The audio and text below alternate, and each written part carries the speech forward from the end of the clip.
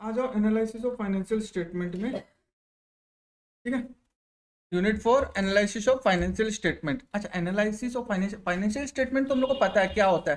Financial statement अपना balance sheet हो गया, पीएल हो गया, ये हो गया ना। अब उसका एनालिसिस करना। ठीक है, हम लोग जो पीएल बनाता रहा, बैलेंस शीट बनाता रहा, 2 साल का फिगर डालता रहा ना, फॉर्मेट बनाया था 2 साल का। ऐसे कंपनी लोग तो 2 साल का फिगर डालता ही है, हम लोग तो मोस्टली 1 साल का ही डालता है उसमें। अब इसमें क्या है, 2 साल को कंपेयर जो कर रहा है उसको बोलता है एनालिसिस। ठीक है ना।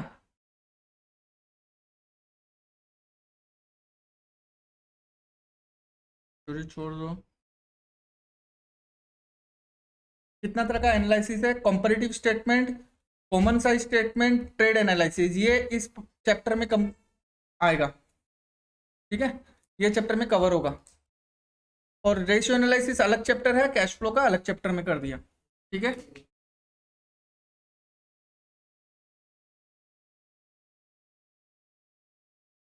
Different type of comparison of financial statement. Financial state का कंपेरिजन, एक तो intra firm comparison. Intra firm comparison क्या हो गया, comparison of actual figures of one period with those of another period of the same firm. एक ही firm है, मेरा ही firm है।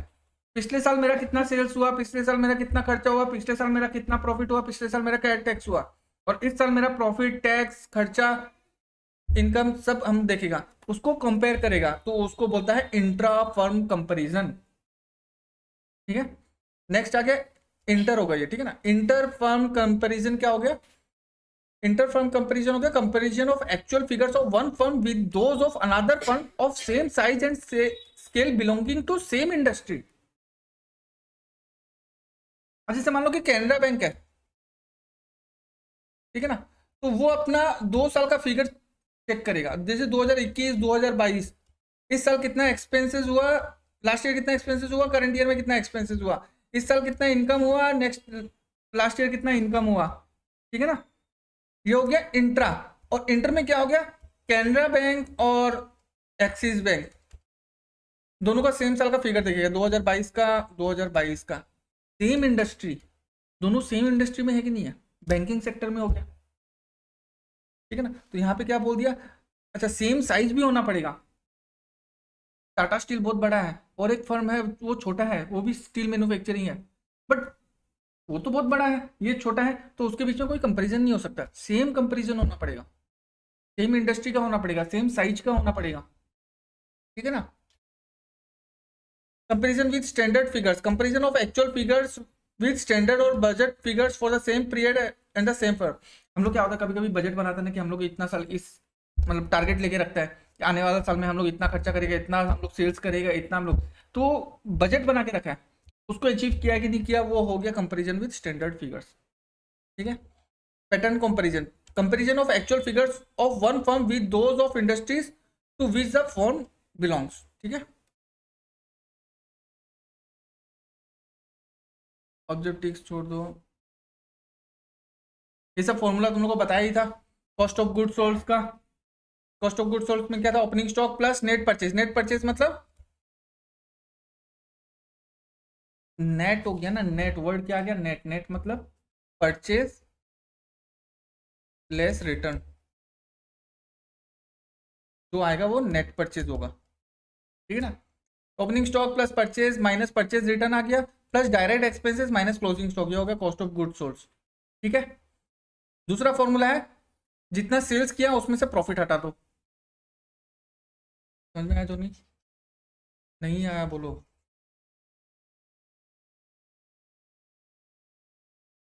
मान लो कि मेरा कॉस्ट एक सामान है, उसका 100 रुपया दाम है, हम 20 रुपया प्रॉफिट ऐड किया और उसको 120 में बेच दिया, तो मेरा कितना का सामान, जो हम सामान बेचा है उसका मेरा कॉस्टिंग कितना है, 100। कैसे निकला, सेलिंग प्राइस, ये रहा net revenue from operation minus profit, तो कॉस्ट निकल जाएगा। ठीक है, दो फॉर्मूला है ना अपना, देखो ट्रेडिंग अकाउंट बनता है ना, ध्यान से देखना, ओपनिंग स्टॉक यहाँ लिखते हैं, परचेज यहाँ पे लिखता है, परचेज से मान लो कि परचेज रिटर्न माइनस होकर आ गया। ठीक है ना, डायरेक्ट एक्सपेंसेस यहाँ पे आ जाएगा, प्रॉफिट यहाँ पे आएगा, आएगा ना, यहाँ पे क्या आएगा, सेल्स। और पहला formula opening stock plus purchase plus direct expenses minus, समझ गया? फिर बचा क्या? Second formula sales minus profit. दो फॉर्मूला है, समझ गया विकास?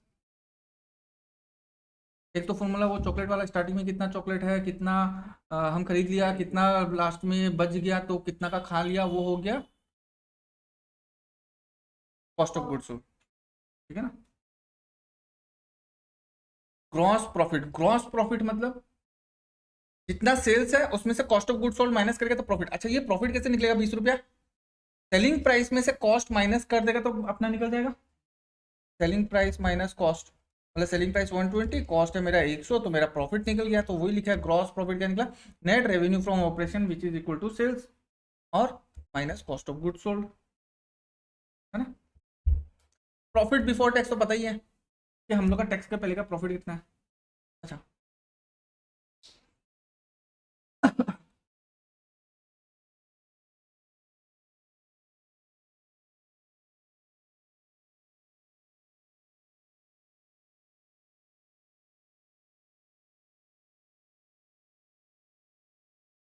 ट्रेडिंग अकाउंट बन गया अपना, ट्रेडिंग अकाउंट बना, ट्रेडिंग अकाउंट के बाद क्या बनेगा? पीएल अकाउंट बनेगा। अच्छा यहाँ पे जो ग्रॉस प्रॉफिट आया था वो यहाँ पे आ जाएगा, ग्रॉस प्रॉफिट आएगा ना? यहाँ पे अदर इनकम हो जाएगा।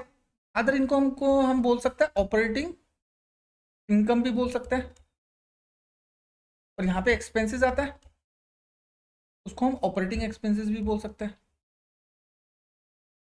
ठीक है? फिर उसके बाद देखो हम लोग इतना ग्रॉस प्रॉफिट कमाया था, उसमें हम लोग इनकम ऐड करता है, फिर उसके बाद सारा खर्चा माइनस करता है, तो क्या निकलता है? नेट प्रॉफिट पे टैक्स लगता है, ठीक है ना? तो इसको क्या लिख सकते हैं? Gross profit plus operating income minus operating, ये लिखा gross profit minus operating expenses, पहले माइनस कर दिया फिर ऑपरेटिंग इनकम ऐड कर दिया, बात बराबर ही है। Gross profit plus operating income minus operating expenses, तो ये अपना क्या निकला? Profit before tax. अच्छा ये नेट प्रॉफिट पे अगर हम लोग टैक्स दे देगा तो प्रॉफिट आफ्टर टैक्स क्या हुआ? प्रॉफिट बिफोर टैक्स, ये प्रॉफिट बिफोर टैक्स निकला था नेट प्रॉफिट, उसमें से इनकम टैक्स माइनस कर दिया तो प्रॉफिट आफ्टर टैक्स आ गया, समझ गया? अच्छा ऑपरेटिंग एक्सपेंसेस क्या क्या एक्सपेंसेस आता है? Administration expenses, administration, selling and distribution expenses, administration expenses. अब मैंने बहुत बड़ा ऑफिस बना के रखा है यहाँ पे, तो मेरा ऑफिस का खर्चा नहीं है क्या? एम्प्लॉय लोगों को सैलरी नहीं देगा, चाय ही नहीं पिलाएगा वो लोग को, ठीक है? बहुत सारा जनरल एक्सपेंसेस भी हो सकता है, इलेक्ट्रिसिटी भी दे सकता है, रेंट भी दे सकता है। तो मेरा जो कंपनी है उसको एडमिनिस्ट्रेशन करने के लिए मेरा जो जो खर्चा हुआ वो एडमिनिस्ट्रेशन खर्चा हुआ। सेलिंग एंड डिस्ट्रीब्यूशन मतलब सेलिंग के लिए आदमी लोग को लगा दिया, वो सब सेलिंग एंड डिस्ट्रीब्यूशन एक्सपेंसेस हो गया।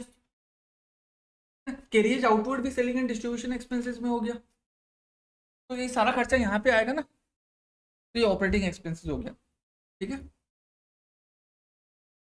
ये फॉर्मेट तो हम लोग पीएल में का किया ही था, स्टेटमेंट ऑफ कंपैरेटिव, अच्छा comparative statement of profit and loss देखना, ठीक है? नहीं कंपैरेटिव स्टेटमेंट है, कंपैरेटिव मतलब कंपेयर करना, ठीक है ना? पहले पीएल का फॉर्मेट देख लो, पीएल का फॉर्मेट सेम जो इससे पहले वाला चैप्टर में किया था, revenue from operation plus other income, क्या हो गया? Total revenue. फिर हम लोग एक्सपेंसेस लेस करेगा, एक्सपेंसेस में 4-5 हेड, पहला head purchase of stock and trade, फिर चेंजेस इन इन्वेंट्री, फिर एम्प्लॉय बेनिफिट, फाइनेंस कॉस्ट और अदर एक्सपेंसेस। एक डेप्रिसिएशन नहीं आया इसमें, वो भी आ जाएगा, ठीक है ना? तो टोटल एक्सपेंसेस हो गया। अब टोटल एक्सपेंसेस को किससे माइनस करेगा? टोटल इनकम से माइनस करेगा, रेवेन्यू से माइनस करेगा, तो अपना क्या आ जाएगा? Profit before tax. फिर हम लोग टैक्स दे देगा तो ये क्या आ जाएगा? Profit after tax. मेथड याद रहेगा, 2 साल का फिगर डाल दो, प्रीवियस ईयर करंट ईयर, हाँ? पर लेकिन ये पूरा दिया हुआ रहेगा, सीरियल वाइज तुमको बिठाना पड़ेगा, ठीक है? मतलब ये दिखा हुआ रहेगा, purchase of stock and trade question में दिया हुआ रहेगा, ठीक है ना? जब अब कितने बार क्या है वो बैलेंस शीट ही बना के दिया हुआ रहेगा, तुमको खाली बस दो ये कॉलम बनाना है। ये प्रीवियस ईयर का फिगर दिया हुआ रहेगा, करंट ईयर का फिगर दिया हुआ रहेगा, तुम क्या करेगा? एब्सोल्यूट चेंज, इंक्रीज या डिक्रीज, तुम क्या करेगा? करंट ईयर का लास्ट ईयर से माइनस करके यहाँ पे आ जाएगा। ये देखो ये ए हो गया, ये बी हो गया, क्या हो जाएगा? बी माइनस ए।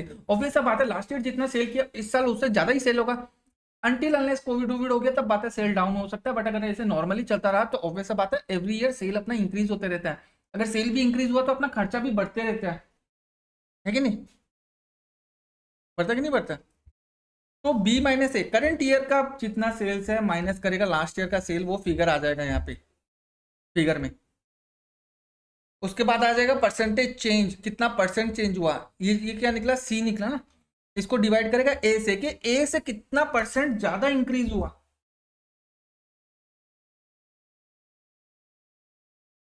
लास्ट ईयर मान लो कि 1 लाख रुपया था,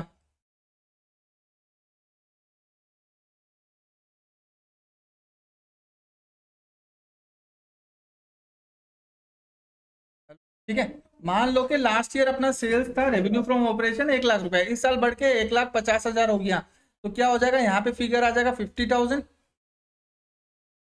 ठीक है।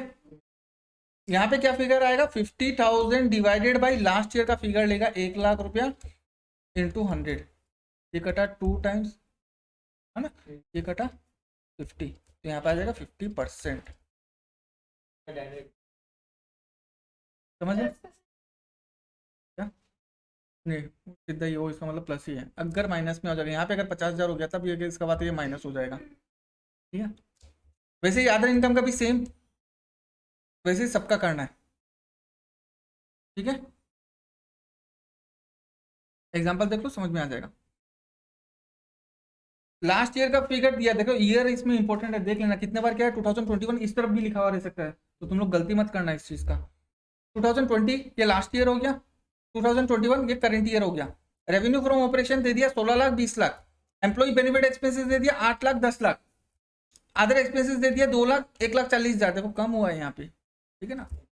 टैक्स रेट बोलते हैं 40%, तो इस यहाँ पे भी जो इनकम आएगा उसका भी 40% और यहाँ पे भी जो इनकम आएगा उसका भी 40%, ठीक है ना। पहले रेवेन्यू फ्रॉम ऑपरेशन लिख लो, फॉर्मेट ऐसे बनाने हैं, particulars absolute figure, absolute figure मतलब क्या, एक्चुअल फिगर है, ठीक है ना, लास्ट ईयर का करंट ईयर का। फिर उसके बाद आएगा एब्सोल्यूट चेंज, कितना एक्चुअल चेंज हुआ फिगर्स में, और उसके बाद परसेंटेज चेंज। लास्ट ईयर का कितना था, 16 लाख 20 लाख, कितना का चेंज आया, 4 लाख ऐड हुआ है लास्ट ईयर से, compare to last year 4 lakh add हुए, आ गया। फिर ये 4 lakh divided by 16 lakh into 100, 25, यहाँ पे परसेंटेज दिया हुआ है, तो इसका मतलब ये जो फिगर है परसेंटेज में, समझ गया मेल। एक्सपेंसेस में खाली 2 एक्सपेंसेस दिए तो 2 ही लिखना है, सब कुछ लिखने का दरकार नहीं है, ठीक है ना। क्या था, एम्प्लॉय बेनिफिट और अदर एक्सपेंसेस। एम्प्लॉय बेनिफिट कितना था, 8 लाख, बढ़ के कितना हुआ 10 लाख, कितना इंक्रीज हुआ, तो 2 lakh divided by 8 lakh into 100, 25%। Other expenses कितना था पहले 2 लाख, फिर उसके बाद कितना हुआ 140, कितना डिक्रीज हो गया, -60 में आ जाएगा, ठीक है। अब -60 डिवाइडेड बाई 2 लाख इंटू 100 करेगा 30% आ गया। इसके बाद ये ना, इसको प्लस माइनस मत कर देना, देखो तो प्लस माइनस करके 14 में ही आएगा, ठीक है ना, इसको ऐसे करना। टोटल एक्सपेंसेस कितना हुआ, देखो 8 lakh plus 2 lakh 10 lakh, 10 lakh plus 1 lakh 14, 11 lakh 14, difference कितना बढ़ गया, ये दोनों का डिफरेंस टोटल का 1,40,000। अब 1,40,000 divided by 10 lakh into 100, 14%, total को भी। फिर profit before tax, profit before tax कैसे आएगा, 10 लाख माइनस 16 लाख, 16 लाख को 10 लाख से माइनस पड़ेगा, ये इनकम हो गया, ये एक्सपेंसेस हो गया, तो 16 माइनस 10 6, 20 माइनस 1 11,40,000, 8,60,000, ठीक है। अब ये दो को माइनस करो, कितना प्रॉफिट बढ़ गया 2,60,000, फिर 2,60 divided by 2,60,000 divided by 6 lakh into 100, 43.33। Tax भी सेम, 6 लाख पे 40%, 2,40,000, 8,60,000 पे 40%, 3,44,000, कितना टैक्स बढ़ गया 1,04,000, फिर 1,04,000 डिवाइडेड बाई 240, टैक्स रेट किस पे मारा जाता ये प्रॉफिट बिफोर टैक्स पे।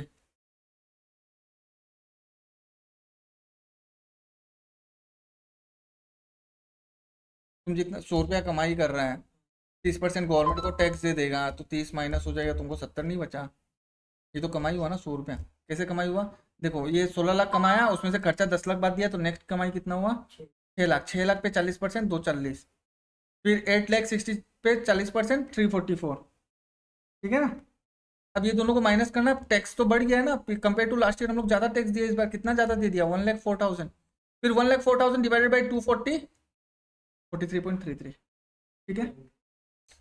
अब टैक्स देने के बाद प्रॉफिट कितना बचा, 6 लाख में अगर 240 टैक्स दे दिया तो बचा कितना, फिर 860 में 344 टैक्स देती है तो बचा कितना फिर 516 माइनस 360 आ गया 156, फिर 156 को वापस 3,60,000 से डिवाइड किया तो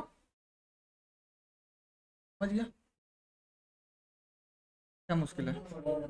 हाँ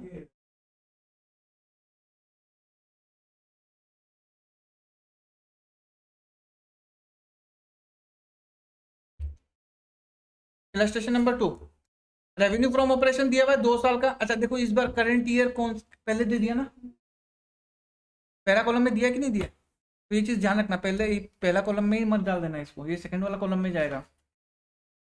फिर लास्ट ईयर का फिगर दिया है, करंट ईयर इतना था, लास्ट ईयर इतना था sales. Cost of material consume current year इतना था, लास्ट ईयर इतना था। एडमिनिस्ट्रेटिव एक्सपेंसेस बोल दिया 25% ऑफ ग्रॉस प्रॉफिट, जितना ग्रॉस प्रॉफिट हुआ उसका 25%।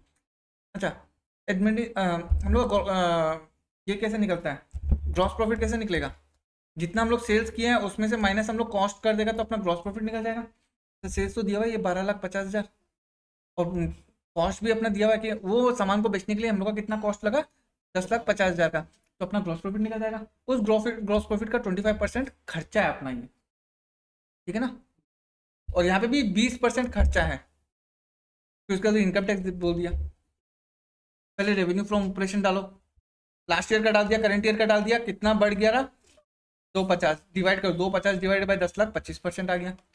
कॉस्ट ऑफ मटेरियल कंज्यूम कितना है 8 लाख दिया हुआ था करंट लास्ट ईयर का, करंट ईयर का इतना दिया हुआ है, कितना बढ़ गया 2,50,000 डिवाइडेड बाई 8 लाख 31 पॉइंट, ठीक है। एडमिनिस्ट्रेटिव एक्सपेंसेस कितना लगेगा, पहले तो प्रॉफिट निकालना पड़ेगा, क्या बोला था प्रॉफिट का, तो 10 लाख माइनस 8 लाख 2 लाख रुपया प्रॉफिट, तो 2 लाख का कितना परसेंट था 25%, 25 ही था क्या 25%, तो 2 लाख का 25% कितना हुआ, सॉरी लास्ट ईयर का 20% था ना, तो 2 लाख का 20% हुआ 40,000, और इस साल भी प्रॉफिट कितना हुआ 2,50,000 माइनस 10,50,000 2 लाख ही प्रॉफिट हुआ, तो 2 लाख का 25% 50,000, तो लास्ट ईयर का एक्सपेंसेस 40,000, इस साल का खर्चा 50,000, कितना बढ़ गया 10,000, 10,000 डिवाइडेड बाई 40,000 25% आया, माइनस करो। अच्छा टोटल खर्चा करो 8 lakh plus 40 840, 10 lakh 50,000 plus 50,000 11 lakh, 11 lakh minus 8,40,000 2,60,000, 260 divided by 840 into 100, ठीक है।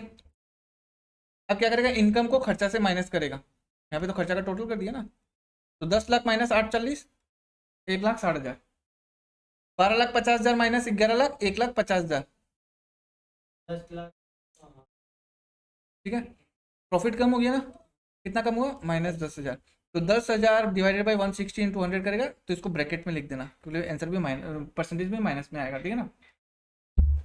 फिर 1,60,000 रुपये टैक्स कितना देगा 30% बोला 48,000, 1,50,000 पे 30% 45,000, तो कमती दिया ना टैक्स, क्योंकि प्रॉफिट कम हुआ तो टैक्स भी इस बार कमती ही देगा, तो कितना कम दिया 5,000, तो 5,000 डिवाइडेड बाई 48,000 इंटू 100 10.42, ठीक है।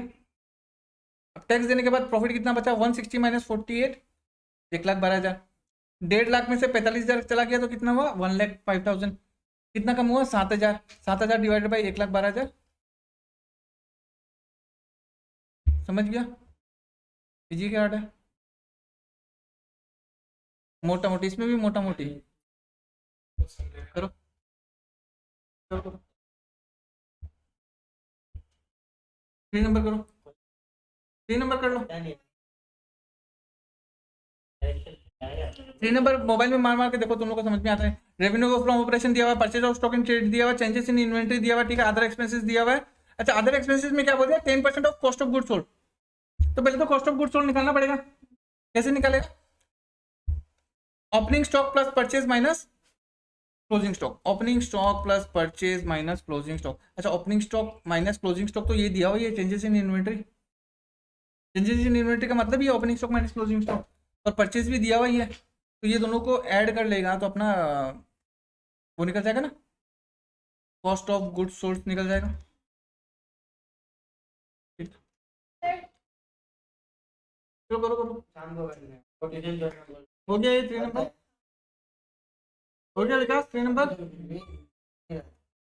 अदर एक्सपेंसेस का समझ में नहीं आ रहा है क्या, 4 लाख से सब तो माइनस करेगा 1,80,000 40,000 हाँ नहीं, पहले इसको ऐड कर लो ना, 280, 40 और 32 को ऐड कर लो, ये आ गया टोटल। ये ये खर्चा का टोटल हो गया 352। अब 4 लाख में से 352 माइनस करो, 48,000 आ गया।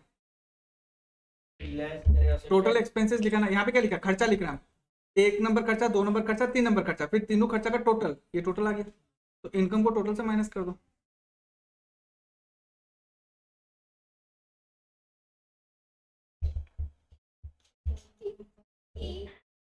बेटा समझ में आ गया? तो 48 है। अच्छा 48,000 डिवाइडेड बाय 48,000 इंटू 100 करेगा, पूरा 100% इंक्रीज हुआ है। ये वाला अमाउंट ये दोनों का है ना, कौन सा? 24,057 lakh profit after tax. Profit after tax, हाँ 48,000 में से 24,000 माइनस किया तो 24,000, 96,000 में से 38 माइनस किया, ये देखो प्रॉफिट, उसमें से लेस टैक्स, तो क्या आएगा प्रॉफिट आफ्टर टैक्स। तो इसको इससे माइनस किया, 33, 48 माइनस इसको कर लो या इसको कर लो, बात की है।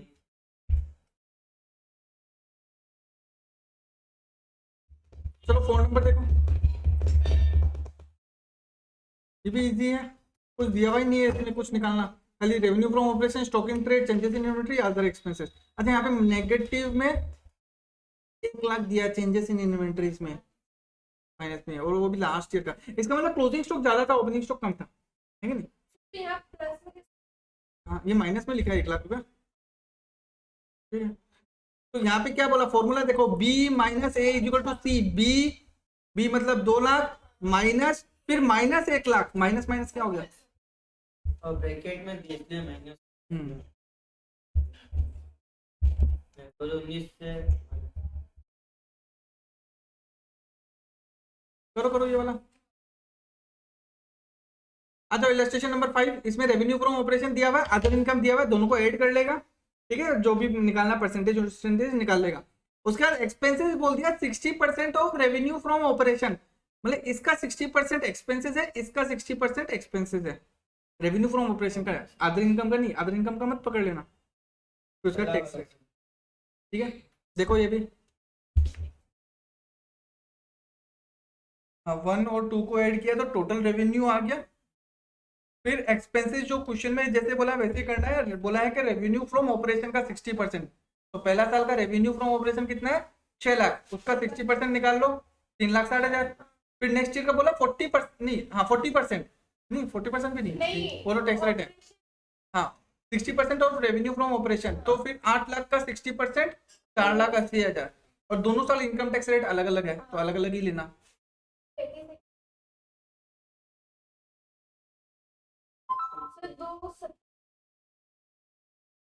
6,30,000 minus 3,60,000, total revenue 3 number minus 4 number. तो पहला वाला से जो 6 लाख से नहीं करने, नहीं इनकम तो अपना दोनों मिला के ही आएगा ना, तो लेने के बाद हाँ टोटल देखो, खर्चा भी अपना 3-4 हेड का था, और इनकम भी अपना 2 हेड का है, एक तो सेल्स है और एक सेल्स को छोड़ के अदर इनकम है। इससे पहले क्वेश्चन में अदर इनकम नहीं था, इस बार क्वेश्चन में अदर इनकम दे दिया, तो दोनों मिला के टोटल इनकम हो गया ना।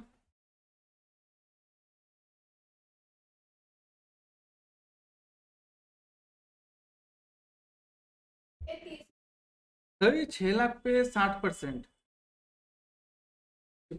रेवेन्यू फ्रॉम ऑपरेशन का दिया, टोटल इनकम का नहीं। देखो जो अपना एक्सपेंसेस है, अगर बोलता 60% ऑफ टोटल इनकम होता तो 36 पे लेता, बट क्या बोला खाली रेवेन्यू फ्रॉम ऑपरेशन का लो, तो रेवेन्यू फ्रॉम ऑपरेशन तो यही है, खत्म। 5 नंबर,